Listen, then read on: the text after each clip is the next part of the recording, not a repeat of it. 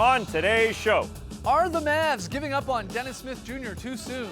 And is Harden due for another playoff burnout? tonight on NBA TV, will there be brotherly love when the Wolves visit Jimmy Butler in Philly? 3D sets the scene. And we debate which team has been the bigger surprise, the Kings or the Brooklyn Nets? It's Tuesday, January 15th. The starter starts now.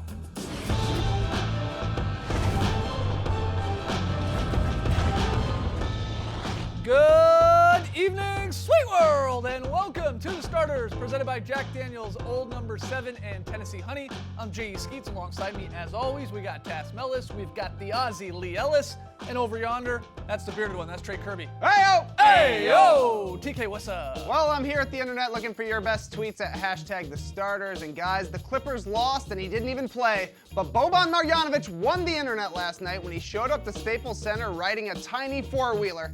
In all actuality, probably a full-size four-wheeler that Boban is riding and looking like a Mario Kart character, which brings us to today's question. Who is who in the NBA version of Mario Kart? Let's fill this thing out.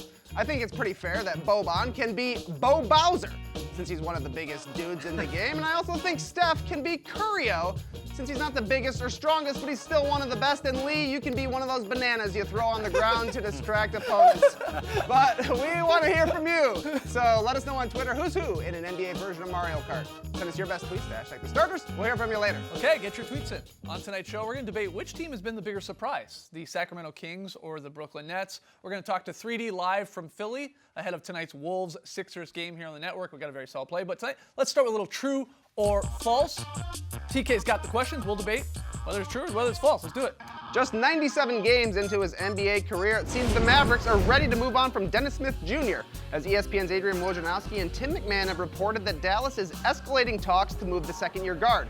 He's only 21, and he was drafted 9th overall just 18 months ago, so true or false, the Mavs are giving up on Dennis Smith Jr. too soon. Yeah, from the outside looking in, it seems very true. If they're just going to give up on him, a guy, as you mentioned, Trey, a year and a half into his career, because what do the Mavs get that's better than Dennis Smith Jr. at this point? I guess they want somebody taller who can defend better, who can shoot better around Luka Doncic, but for a guy who has cost certainty for the next 2.5 seasons, are you going to get anything better? I highly doubt it. I mean, if you're trading him for something spectacular, then give up on Dennis Smith Jr., sure. You just don't think the return's going to be all that great. I just highly doubt it. But until we do know what that return is, if these teams are interested, maybe then it is worth the Mavericks moving on, because clearly Luka Doncic is the future. Yep. And they obviously feel that Luka and Dennis Smith can't work together. They've only had a small amount of time. It's like 30 games or something Yeah, together. so it's not all that much time. But sometimes you can make a decision in that time where you figure, like, you know what, we just don't think this is going to work long term. So let's cash in on him while we can now, because he is very young and his contract is nothing virtually. So maybe you can get a couple of picks back here, because the Mavs, remember, they lose their first round pick coming into this draft. They gave that to the Hawks in the draft last year. So maybe that's what the Mavs are thinking about right now, that okay, this guy isn't where we want to go in the future, so we're going to look to try to cash in on him now and get something in return. But until we see that, it's just a little bit unknown. And of course, Rick Carlisle was playing that down today, saying, he's injured and stuff like that, because that's what they always say until a trade happens. But it certainly feels like Dennis Smith was the man last year, but Luke has come along and basically made him redundant in some regard. Yeah, I do think this is going to happen, because I'm not sure you can put that toothpaste back in the tube now, that he is going to be moved before the deadline. And I think it's going to be actually probably a good thing for Dennis Smith Jr. as well. Depends where he lands, of course, but you're right. This got to be tough for a guy. Comes in as a rookie, a one-year guy in college, missed a year in high school. He's only 21. Hey, here, run our franchise here with the Dallas Mavericks. He did an all right job, obviously low efficiency, high volume, but 15 points per game in his rookie year. And then here comes Luka, here comes Wonder Boy, and rightfully so, the Mavs are like, we got to run everything through him. He's got to have the ball in his hands. Like, taking touches away from him is not the way to go. And Dennis, your strong skill is not shooting the ball right now. He's just not a good shooter, honestly. So they have decided very quickly here, maybe, all right, this is not a pair that's going to work for the long future here. This is probably an impatient owner in Mark Cuban. He wants to win now, wants to probably get back to the postseason. So he says, look, our trajectory has changed now with a potential all-star, a potential superstar in young Luka. So let's go get some pieces that could help him win right now. And they don't think it's Dennis, unfortunately. I guess so. But when you bring up one ball and the ball has to run through Luka's hands, it's hard to disagree with that. Yeah. But there's lots of great pairings throughout the league that both have to have the ball in their hands as well. Mm-hmm. I guess this is just about Dennis Smith not working with Luka Doncic. It's not so much the Doncic has to be the guy and the only guy to touch it. Kevin Durant and Steph Curry play together. There's enough ball to go around, but they just don't feel like Dennis Smith may be enough of a spacer, which is possibly fair. Not tall enough, not a good enough defender. Right. But But he makes up for that with athleticism and speed. He's definitely one of the quickest guys out there, and we know he's got the hop, so he can sort of cover for that in sometimes. But he needs to work on his shooting. And again, if you're the Mavericks, as a 21-year-old guy, very few guys can come in and are lights-out shooters at that age. They have to just work on it, and they have to accept that role that, like, okay, we want you to play off the ball a little bit, give him a chance to see how he goes in that role. But doesn't appear that that's what the Mavs are thinking. Doesn't appear to be the case. All right, next one here, Trey. No Clint, no problem for the Rockets last night as James Harden ordered another 50-piece and got a few extra thrown in, going for 57 points in a win over the Grizzlies. It was his 17th straight game with 30 or more in his third 50 of the season, but as we've seen in the past, things change in the playoffs. True or false? The Rockets' reliance on Harden will hurt them long term. I mean, possibly true, but honestly, who cares? I mean, you've got to get to the postseason first. And they don't have all these guys. I mean, they are playing. First off, they're starting two guys, the Rockets are, that they picked up off the waiver wire this year, which is like pretty fantasy incredible league. in Austin Rivers and Daniel House last night. Gary Clark getting numbers. They don't have guys. So Harden is asked to do this crazy amount offensively, carry this team. And yeah, he could burn out in the playoffs. We've seen it happen. He's fine in game ones generally, and then as the series goes on, he seems to tire and the shot disappears a little bit. But you got to still get there. You can't really, what's your other option here? Cut his minutes, have him sit games and risk losing games and maybe not even make the dance? Yeah, I don't know. Like, you got to still get there. Maybe it happens again, unfortunately, but I'd rather be in there and find out whether he loses it again in the playoffs than not be in at all. Do you know what I mean? It's wild watching this run and then looking at the standings, see that they're only 2.5 games up on the 9th spot, and that they could fall out especially because of the way that they play. And it's James Harden. He had 57 points last night. The rest of the Rockets had 55, which is bonkers. It's and wild. He's going to get every opportunity. The way they play, they kind of play like a high school team sometimes with a really good player. Just give him the ball every single time, and we'll just watch. Especially with Capella out. Eric Gordon comes back very soon, and that will help. He should help. Anyways, as long as he's healthy, he's going to get a lot of opportunities himself. Speaking of health, he missed 10 games last year, but the 3 seasons prior to that, he only missed 4 games. So he's actually pretty resilient. Like, he gets through the regular season okay, but it's just when you get to the playoffs, whether or not it just catches up with him, all that mileage in his legs. So that is going to be a thing. You talk about, sitting him down. Well, Gordon's coming back. Chris Paul should be back soon. He seems to be. Couple of weeks. Yeah, he's not too far away. And when those guys come back, if the Rockets can at least just solidify their place in the playoffs, then maybe you just at least cut his minutes somewhat and hope that you can preserve him for the playoffs. Because all this great season, and he may go on to win the MVP, it's not going to count for all that much if they do flame out in the first round. I mean, you want to sort of see it sort of lead to somewhere else. But history tells us that James Harden does have an issue sometimes of just holding up in the playoffs. And do you buy it? Do you buy that sometimes he's had these poor performances in the playoffs because he's asked to do so much over the course of a season that, you get into April and May and so on, and you're just tired? Yeah. And he doesn't have any left in the tank? Yeah, I mean, there's so much of the offense is relied upon him. I mean, that's why they got Chris Paul in the first place. Right. Look how close they came last year. But the year before that, he just couldn't do it against the San Antonio Spurs. And again, when it's in the playoff series and you've got a lot more time to plan for a guy like the Spurs did, they came back in that series and really worked him over and wore him down. So you can take advantage of that if you're the opponent by saying, all right, let's see if we can just make him use the ball so much that it does wear him down. It's fun to analyze the Rockets for us. We have to do that. But it's also fun just to watch this run that James Harden is going on. And he lost his number 1 assist partner in Clint Capella. And yes, he may be tired, but for us, it's fun to watch. Yeah, it is pretty cool. I mean, it's Iverson-like a little Yeah. bit. Just like, here, do everything for us and score as much as you possibly can and set up guys and all that. He's on unbelievable. 57, it was like not even really that big a deal anymore with this run he's been on. All right, final one here, Trey. Kristaps Porzingis tore his ACL nearly a year ago, so you might think he'll be back soon, but not so fast, my friend. Because according to Bleacher Report's Howard Beck, there are rumors that the Knicks will keep Porzingis out the whole season, even if he's ready to play. Furthermore, there are rumors this is causing tension with the unicorn. You never want to cause tension with the unicorn. True or false? Porzingis should play when healthy. True. You think it's true? I think it's. If he's 100% healthy, you can he should play. understand it from both sides. The Knicks don't want him to come back because he's good and he increases their wins, and that means there's less chance they get that number 1 pick. But you can also understand Porzingis like, I don't care, I want to play. Yeah. I'm not saying he's Michael Jordan, but this same thing happened to Michael Jordan in his second season when the Bulls wanted him to sit out when he hurt his ankle, and he was like, I'm playing if I'm healthy. Right. I don't care about the rest of it. And you can understand Kristaps Porzingis, he's a star player. He's missed so much time. If he's healthy, he's like, let me play. This is not a Chandler Parsons situation either, where a guy who's come in and hasn't been the star player on the team. Porzingis is a star. The hunger is there to play. If he's healthy, I think he should play. Yeah, if you're the Knicks, you weigh the options here. Sit him out and potentially peeve him off. Yeah. Or maybe win a game or two. I don't think you're going to win that many games with Kristaps Porzingis back because he's not going to be 100%. It's going to take him some time. You can liken it to Jordan. You can liken it to Zach LaVine coming back. You can liken it to Paul George coming back. Play him some minutes so he's not angry. Yes. And maybe win a game or two or three or whatever. Just don't make the unicorn mad. Yeah, I agree with that. All you're saying, as long as he is 100% clear to go, you can put him in there. You don't have to play him in back-to-backs. Exactly. Paul George breaks his leg with Team USA, misses the entire basically season with the Pacers there, but they did play him at the end. He played 6 games. Yeah.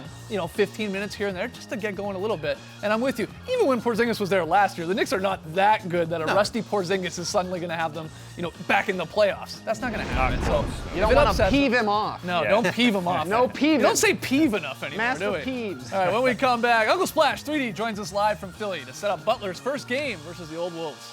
Jake Peavy.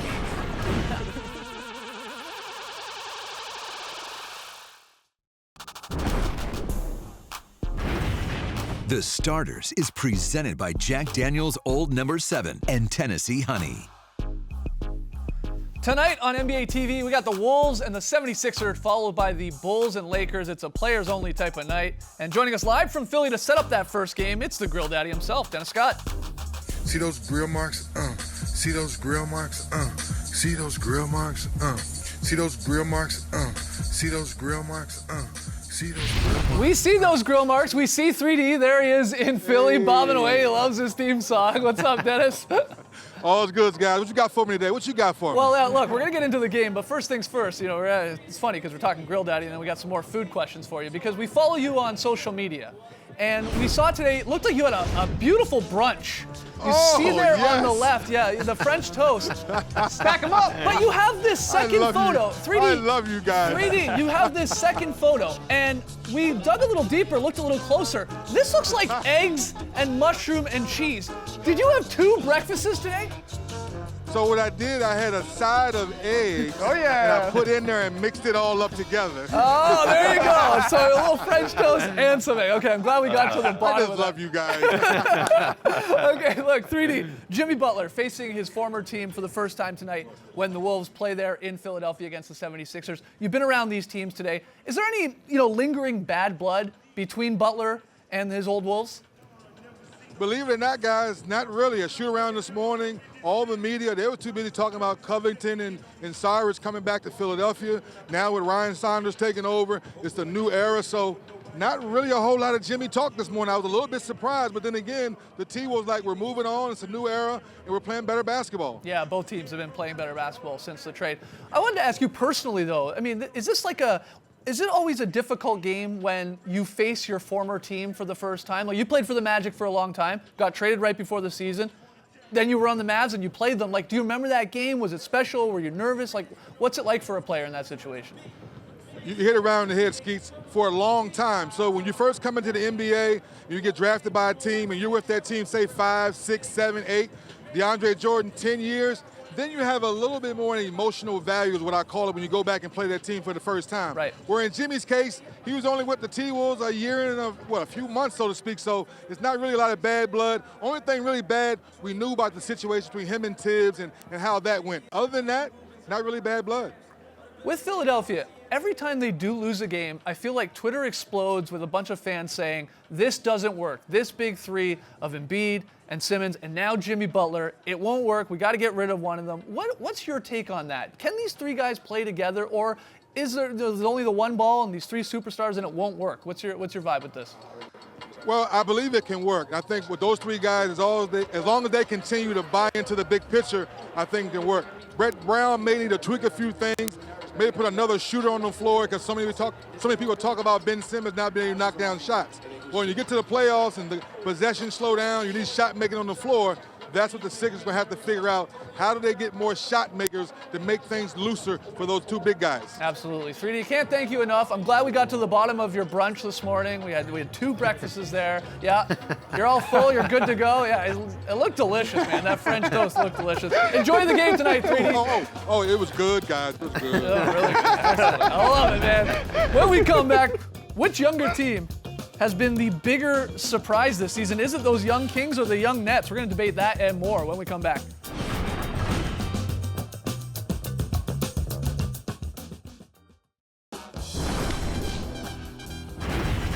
Back with the starters. Time to play a little What You Got. Trey, take it away. Couple of wins last night for a couple of surprise teams. The Nets got 34 points and 7 assists from D'Angelo Russell to beat the Celtics and remain in 7th in the Eastern Conference playoff race out west. The Kings beat the Blazers on the strength of 16-9 from De'Aaron Fox, keeping them a half game out of the playoff picture. Guys, who has been the bigger surprise? The Nets or the Kings? What you got?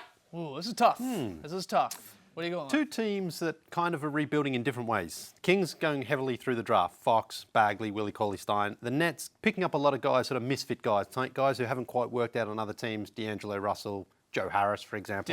Dinwiddie, yeah, another good example. They got Jared Allen, of course. But I think it's the Kings because for so long they've just been chaotic on the floor and off the floor. And I think both of those, and it's no coincidence either, are starting to improve.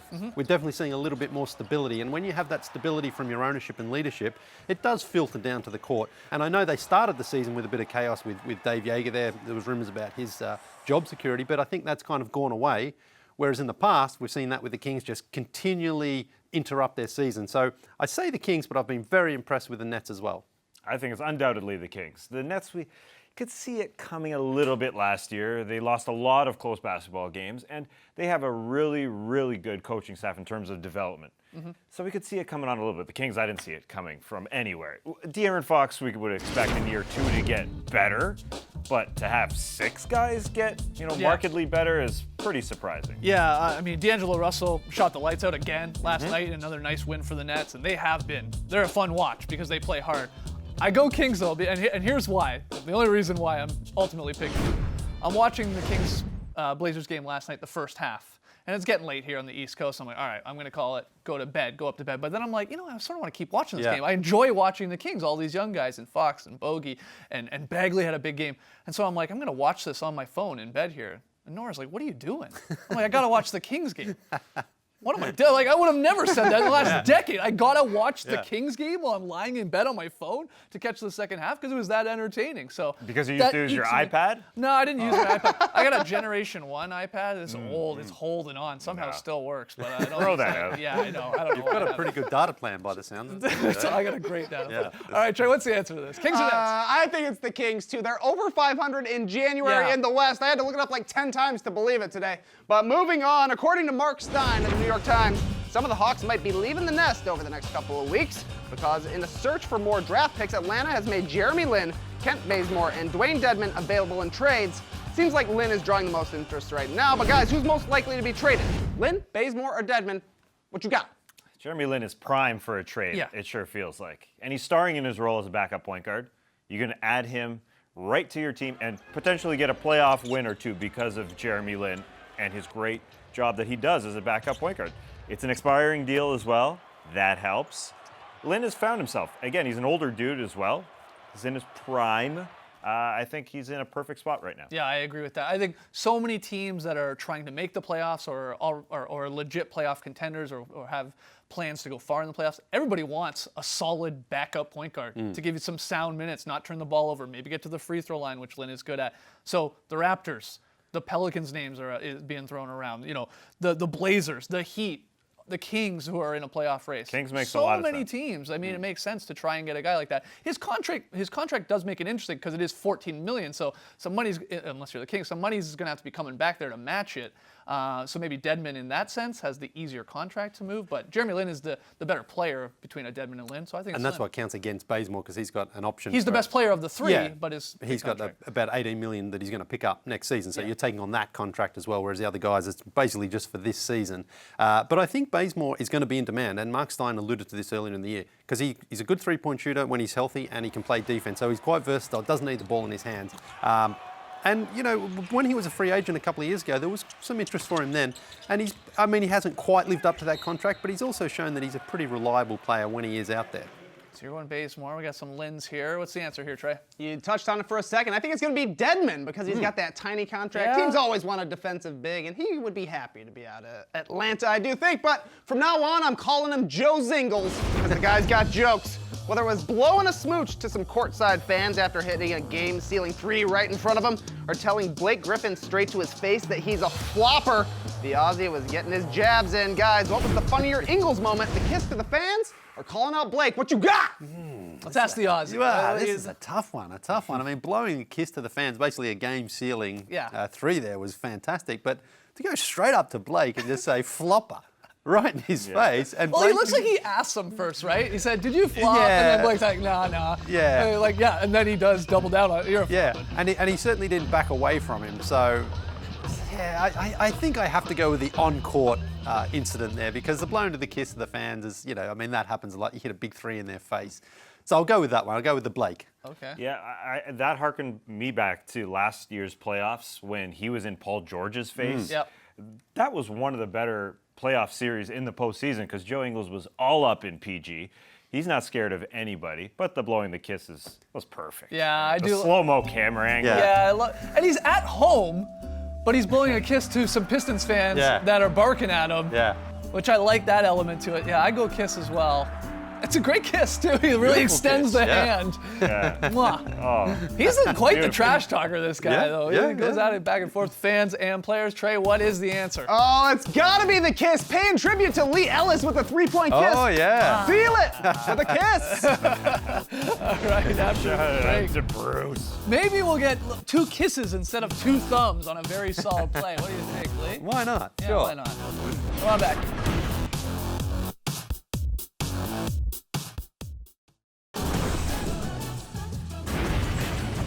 Back with the starters, our question was to pair NBA players with their Mario Kart characters. You hit us up on Twitter, hashtag the starters. Trey, you got some answers.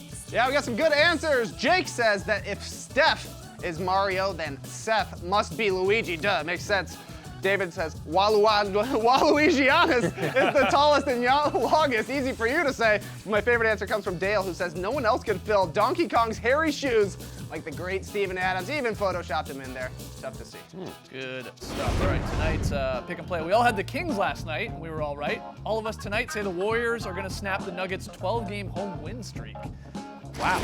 Everybody's taking Golden State on the road. All right, Lily, very solid play. Yeah, we're going out to Utah, and it's a classic 5-man here from the Jazz. Rudy starts at the Dono. There's a Shane Warne leggy, by the way, and look where it ends. Jingles for the, that's what I call, very solid play.